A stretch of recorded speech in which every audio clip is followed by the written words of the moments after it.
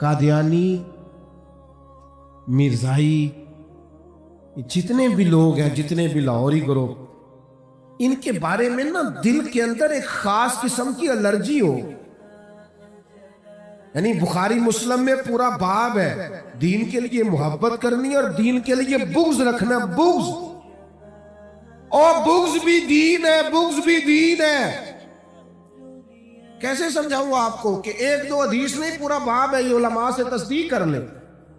اللہ کے لیے محبت کرنا اور اللہ کے لیے عداوت بھی رکھنا.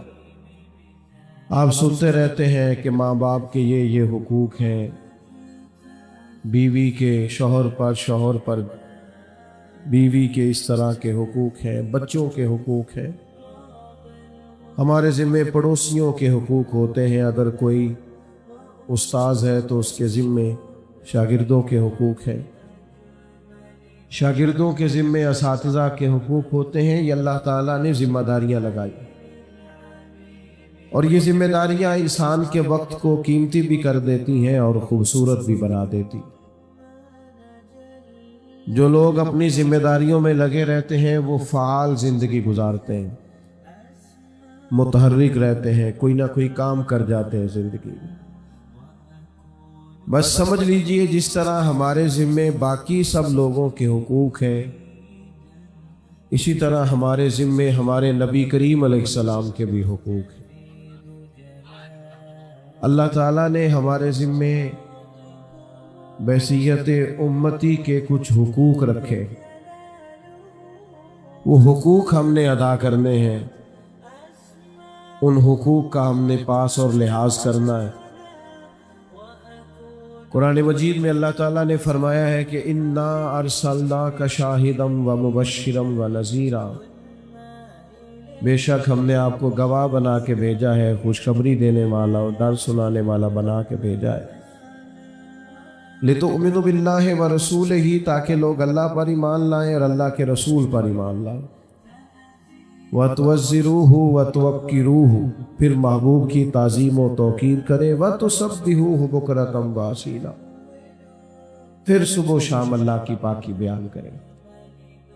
اللہ تعالیٰ نے اس آیہ کریمہ میں بھی بیان فرمایا کہ پہلا حق یہ ہے کہ اللہ اور اس کے رسول پر ایمان لایا جائے.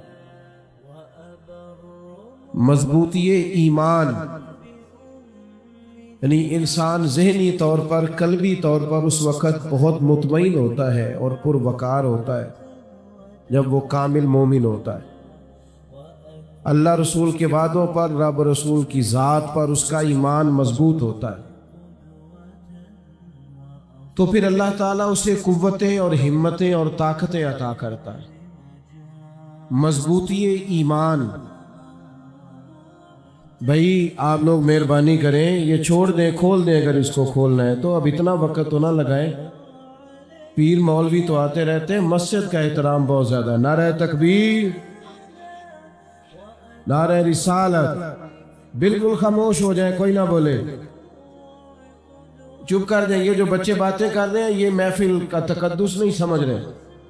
بالکل بیٹا خاموش ہو جائیں. آپ سمجھیں یہ احترام کتنا ہے. اور یہ چپ کرانے والے بھی اگر ان کو تھوڑا نظر انداز کریں گے تو پھر بھی مسئلہ حل ہو جائے گا. یہ بھی تھوڑی توجہ زیادہ دینے سے نا تب بھی معاملہ بعض اوقات زیادہ ہو جاتا ہے. وہ کئی دفعہ چپ کرانے والوں کی آواز زیادہ ہو جاتی ہے، ایسا بھی ہوتا ہے. آپ تھوڑی توجہ کریں. میری طبیعت پر موسمی اثرات ہیں، تھوڑا بوجھ بھی ہے اور مسلسل سفر بھی ہے.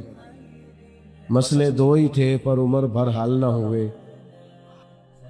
ایک نیند پوری نہ ہوئی، دوسرا خواب مکمل نہ ہوئے. آپ مجھے موقع دیں میں آپ سے بات کر سکوں. بھائیوں، سب سے پہلا حق یہ ہے کہ نبی کریم پر ایمان لایا جائے. یعنی جو محبوب اللہ کی طرف سے لے کے آئے ہیں اسے صدق کے دل سے قبول کیا جائے. جن چیزوں کو سرکار نے حرام فرمایا ہے اپنے دل میں ان کے بارے میں نفرت رکھی جائے. جب تک ہم ایمان میں کامل نہیں ہوتے، جگہ جگہ پہ سرور کائنات علیہ السلام نے ان چیزوں کو بیان کیا ہے. فرمایا تم اتنی دیر تک مومن نہیں ہو سکتے جب تک ہر چیز سے بڑھ کر مجھ سے محبت نہ کرو. ایک مقام پر یہ بھی فرمایا کہ تم اتنی دیر تک کامل مومن نہیں ہو سکتے جب تک تمہاری خواہشات اس دین کے تابع نہ ہو جائیں جو دین میں لے کے آیا ہوں. یعنی اتنا تمہارا ایمان مضبوط ہو کہ تمہارے دل میں خواہش ہی صرف وہ پیدا ہو جو تمہارے نبی کی چاہت، تمہارے باطن میں دوسری خواہش ہی پیدا نہ ہو، کوئی چیز اندر ایسی آئے ہی نہ جو دین کے مخالف. کامل ترین اور مضبوط ترین ایمان سب سے پہلا حق ہے. آپ صحابہ کو دیکھیں، انہوں نے ایک بات طے کر لی تھی کہ سرکار جو فرماتے ہیں وہ حق اور سچ ہے. جب آپ طے کر لیتے ہیں نا، پھر زندگی لطف دینے لگتی ہے، پھر عمل کرنے میں لذت آنے لگتی ہے، پھر انسان کوئی عمل کرتا ہے تو طاقتور ہو جاتا ہے. پیارے بھائی، او پیارے، آپ چھوڑ دیں سارے کام، ہماری بات سنیں اور بات کرنے دیں. آپ کتنے پیارے لوگ ہیں ماشاءاللہ سارے. عزیز دوستو، توجہ کریں بات پر. بھائیوں بیٹھے، حضرت آپ تشریف رکھیں، بیٹھ گئے. اب یہ چلے گا، ہمارے ساتھ سب جگہوں پہ ایسا ہی ہوتا ہے. پہلا موقع نہیں ہے، کئی جگہوں پہ تو ایسا بھی ہوتا ہے کہ وہ اہلیان محبت تقریر نہیں کرنے دیتے، ہمیں دعا کر کے محفل ختم کرنی پڑتی ہے. بہت سارے لوگ ٹائم کے لیے کہتے ہیں تو میں اپنی مجبوری ظاہر کرتا ہوں. میں کہتا ہوں کچھ مجبوریاں ایسی بن گئی ہیں کہ بہت ساری جگہوں پہ جانا ممکن ہی نہیں رہا. صورت ہی کچھ ایسی ہو جاتی ہے. اللہ تعالیٰ جزائے خیر دے آپ حضرات کو. تو آپ سمجھ رہے ہیں ماحول کی نزاکت کو. آپ توجہ کریں، جو بات ہو سکتی ہے تھوڑے وقت میں کر لوں. نبی کریم صلی اللہ تعالی علیہ وسلم نے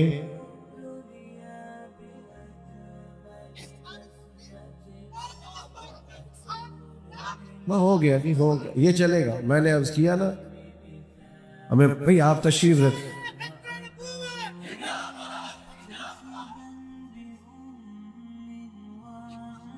ماشاءاللہ ماشاءاللہ ماشاءاللہ، لوگ جمع ہو گئے، مسلمان بھی، یہودی بھی، دیگر مذاہب کے لوگ بھی. پنچایتوں میں اس طرح ہوتا ہے کہ لوگ ایک جملہ کہہ دیتے ہیں، کہتے ہیں اگر ایک بندہ بھی کہہ دینا، فلانا بندہ کہہ دے تو میں یہ بات ماننے کو تیار ہوں. تو اس یہودی نے بھی گویا ایک ایسی پہیلی چھوڑی. کہنے لگا آپ کے دین میں طریقہ کیا ہے؟ تو فرمایا گواہ پیش کیے جاتے ہیں. کہنے لگا اگر ایک بندہ بھی کہہ دینا کہ میں نے گھوڑا آپ کے ہاتھ بیچا ہے تو میں دے دوں گا. اب وہاں تھا ہی کوئی نہیں، کہے کون؟ حضرت ابو خزیمہ رضی اللہ تعالیٰ عنہ اس مجمع میں موجود تھے. ہاتھ کھڑا کر کے کہنے لگے یا رسول اللہ میں دیتا ہوں نا گواہی. انہوں نے گواہی دے دی، اس کا مطالبہ پورا ہو گیا. سرکار نے گھوڑا لیا. محبوب نے بعد میں پوچھا کہ آپ نے تو دیکھا ہی نہیں تھا، تو گواہی کہنے دے دی. تو حضرت ابو خزامہ کا جواب سنیے کہ یا رسول اللہ وہ جو آسمان کی خبریں، اس بات کا ترجمہ یہ ہے کہ یا رسول اللہ نہ دوزخ دیکھی، نہ جنت دیکھی، نہ فرشتے دیکھے، ہم نے تو رب بھی نہیں دیکھا. تو آپ کے کہنے پر اتنی بڑی گواہیاں دے دیا تو گھوڑا تو چیز ہی کوئی نہیں. ہمیں تو آپ کی بات پر ایمان ہے، بس آپ نے جو فرما دیا. ساڈے نبی دی زبان ساڈے واسطے قرآن. اور فاضل بریلوی کہتے ہیں وہ زبان جس کو سب کن کی کنجی کہے، اس کی نافذ حکومت پہ لاکھوں. یہ ایمان ہے کہ جو سرکار فرما دے، جو نبی پاک کہہ دے. آج نا ہوا یہ ہے کہ کمزوری پیدا ہوئی ہے لوگوں کے یقین میں. آپ کو پتہ ہے دھوکے باز کہاں داخل ہوتا ہے؟ دھوکے باز وہاں داخل ہوتا ہے جہاں چند لالچی موجود ہوتے ہیں. اسے محسوس ہوتا ہے کہ میں تھوڑا سا بھی ان کو لالچ دوں گا تو میرے دھوکے میں آ جائے. یہ بد مذہب، یہ بد عقیدہ، یہ قادیانی، یہ ملحد، یہ وہاں داخل ہوتے ہیں جہاں دیکھتے ہیں نا کہ کوئی یقین کی تھوڑی سی کمزوری ہے، جہاں ہم کو دانہ دن کا پھینکیں گے تو بات آگے آ جائے گی۔ اگر ہمارے ایمان ہو جائے نا مضبوط، طاقتور، اور ہم فکری طور پر توانا ہو جائے، توانا، آپ یقین کریں پھر تو کسی کو طاقت ہی نہ ہو، جرت ہی نہ ہو۔ ہم نے چونکہ ساری زندگی سیکھا نہیں عقیدے کو، نظریے کو، مزاج کو، اور ہم نے ساری زندگی شکوے کر کے پیچھے ہٹ گئے، گزارش کرتے رہے علماء کہ کوئی مطالبہ نہیں، بس جمعے والے دن وقت پہ آ جایا کرو۔ اتنی بات بھی ہم نے توجہ سے نہیں سنی، اس کے نتائج بھگتنا پڑے۔ یقین مضبوط ہو نا، یقین مضبوط، سفر بڑی جلدی کٹتا ہے۔ لیکن نا میں نے اپنی زندگی میں تجربہ کیا، جو لوگ پیسے لے کے نعتیں پڑھتے ہیں نا، پیسے لے کے تقریریں کرتے ہیں، ان کا سفر ان کو بڑا تھکا دیتا ہے، پیچھے مشن کوئی نہیں ہوتا۔ آپ کو لاہور بلانا ہے، 40,000 لوں گا، آپ کہا یہ 10 کلومیٹر اندر جانا ہے تو کہتے ہیں تو تے لاہور آ کے ایسی، وہ دے دیے، اس نے کہا 5,000 زیادہ لوں گا، محفل میں بلانے والے نے دے دیا، کوئی حرج نہیں، بلایا جو، یہ چلا بھی گیا، نعت پڑھ بھی لی، لیکن نہ اس کو پڑھنے میں مزہ آئے گا، نہ سننے والے کو سننے میں مزہ آئے گا۔ کسی نے کہا لاہور آنا ہے، اور ایک ایسے شخص کا جس کا یہ مشن ہے، جس کا یہ ذوق ہے، جس کو یہ کام اکتاتا نہیں کبھی بھی، جو دل سے کرتا ہے، تو اس نے کہا 20 کلومیٹر اندر جانا ہے، تو کہا 40 یار، جہاں سے میری گاڑی گزرے گی وہ جگہ قیامت کے دن میرے حضور کا ثنا خواں ہونے کی گواہی دے گی۔ تو آپ کے یقین کی دولت آپ کو مزیدار کر دیتی۔ مجھے ایک دوست میرے ساتھ کالج میں پڑھتے رہے، مجھے کہنے لگے میرا کام اس نے مجھے تھکا دیا ہے، میں بڑا کتایا ہوا ہوں، چل تھوڑے دن سیر کے لیے چلے۔ میں کہ تو کتایا ہوئے گا، میرا تے کام ہی بڑا مزیدار ہے۔ اپنی حیاتی تو قربان تھی، وہاں محمد پکیندے گزر گئی۔ تو عزیز، یقین کی دولت پیدا کریں، پہلا حق ہے نبی پاک کا۔ سرکار نے حضرت مولا علی شیر خدا رضی اللہ تعالیٰ عنہ سے فرمایا تھا فلاں مقام پہ چلے جاؤ، وہاں تمہیں ایک عورت ملے گی، اس کے پیچھے پوری ایک تفصیل ہے، میں ادھر نہیں جاتا۔ فرمایا اس کے پاس ایک خط ہے، وہ مکے لے کے جا رہی ہے، وہ خط لے آنا۔ حضرت علی شیر خدا چند دیگر صحابہ کے ساتھ وہاں پہنچ گئے، اس بی بی سے کہا خط دو، کہنے لگی میرے پاس کوئی خط نہیں۔ تو اطمینان صحابہ فرماتے بڑا عجیب تھا مولا علی کے چہرے پر، فرمانے لگے خط تو تیرے پاس ہی ہے، تجھے دینا بھی پڑے گا۔ وہ کہنے لگی عجیب بات ہے، میرے پاس نہیں ہے۔ تو مولا علی نے تلوار نکال لی، فرمایا خط تو دے گی اور تیرے پاس ہے۔ وہ کہنے لگی آپ اتنے یقین سے کیسے کہہ سکتے ہیں؟ فرمایا میرے نبی نے فرمایا ہے، جو دن کو کہہ دیا دن ہے تو دن نکل آیا، جو شب کو کہہ دیا شب ہے تو رات ہو کے رہی، اور خدا نے ان کی زبان کو وہ اختیار دیا جو نکلی منہ سے ان کے وہ بات ہو کے رہی۔ حضور نے فرمایا ہے لہذا خط تیرے پاس ہے اور تیرے پاس سے نکلے گا۔ جب حضرت علی نے تلوار دکھائی اور وہ بی بی سمجھ گئی کہ تیور تو کچھ اور ہے، اس نے اپنے بال کھولے اور خط نکال کے دے دیا۔ اور سنو نا یارو، حضور نے فرمایا ہے کہ نماز پڑھنے سے رزق میں برکت ہوتی ہے، تو پھر بہرحال ہوتی ہے۔ حضور نے فرمایا سورت واقعہ پڑھنے والے کو فاقہ نہیں آتا تو پڑھنے والے کو آ سکتا۔ نبی پاک نے فرمایا سورت بقرہ پڑھنے سے گھر سے جن اور شیطان بھاگ جاتے ہیں، تو بہرحال پھر صرف نا ایمان کی مضبوطی پیدا کریں، تقوی کی مضبوطی پیدا کریں۔ ہمارے ہاں یہ ہوتا ہے کہ وہ قوت فیصلہ ہی کوئی نہیں، کروں نہ کروں، چلوں نہ کروں۔ جب آپ نے فیصلہ ہی نہیں کیا، آپ کمزور ہے تو آگے کیسے بڑھیں گے؟ سب سے پہلا حق۔ دوسرا حق نبی پاک کا ہے تعظیم کی جائے سرکار، तौक़ीर की जाए, हुजूर का ज़िक्र पाक करें तो उसकी भी ताज़ीम है। जोश खिताबत में या जोश नकाबत में आप अपने लफ्ज़ों की हुर्मत ना भूलें। आप बड़े गुस्से में भी कभी दीन की बात करें, किसी वक़्त बहस में भी, तब भी आदाब का कभी भी आप लिहाज छोड़े ना, कभी भी। सहाबा ना एमरजेंसी में भी सरकार का अदब नहीं भूलते। अभी मेरे भाई हैं, इन्होंने मेरा नाम लिया तो बड़े अलकाबात के साथ इन्होंने मुझे बुला लिया।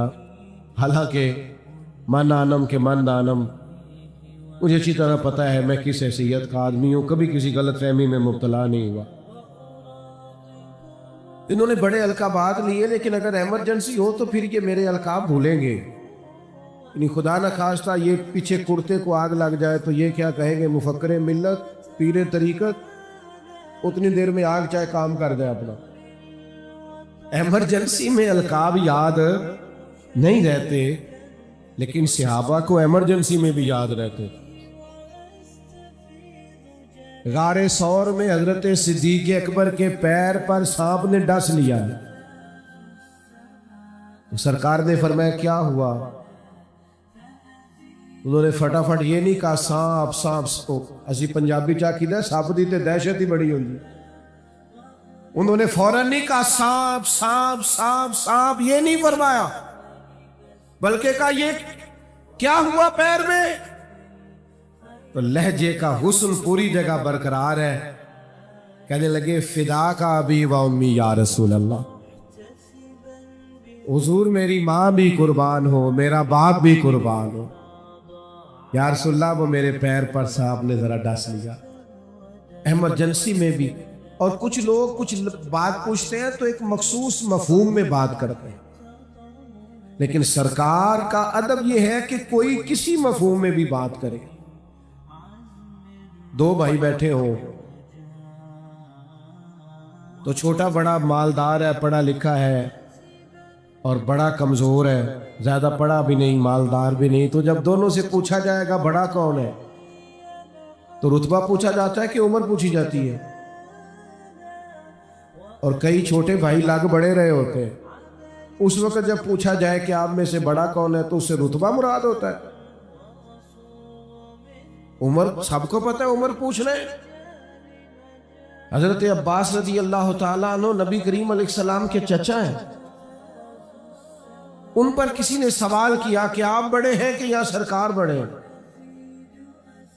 तो जब ये लफ्ज पूछे, जो पूछ रहा है उसे भी पता है कि वो नबी है, रुतबे को जानता है, उसे खबर है।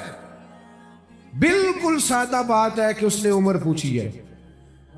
उसने कहा आप बड़े हैं कि सरकार बड़े हैं, लेकिन बात चूंकि हुजूर की हो रही है तो एक एक हरफ सज्जन दे ना दा सानू दिसदा वांग कुरान है। आप बड़े हैं कि सरकार? तो हजरत अब्बास ने उसी वक्त अपने लहजे को वो किया जो अदब वालों का लहजा होता है। उन्होंने उसी वक्त वो सारे वुजू कर लिए जो जिक्र रसूल के वक्त जरूरी होते हैं। क्या जवाब है और जवाब में क्या मानवीयत है। कभी इसे खोला जाए ना, हम तकरीरें सुनते हैं पढ़ते हैं, लेकिन कभी इसे खोला जाए तो कई दिनों तक तबीयत पर कैफ रहता है। आप बड़े हैं कि सरकार? तो सरकार के चचा हजरत अब्बास फरमाने लगे उस शख्स से, कहने लगे यार बड़े तो हुजूर ही हैं, पैदा पहले मैं हुआ था, वही बड़े हैं, मैं पैदा पहले मैं हुआ था। आपको ताजीम नहीं भूलनी। हमारे सियासतदानों को ना सियासी तकरीरें बड़ी सोहनी आती है,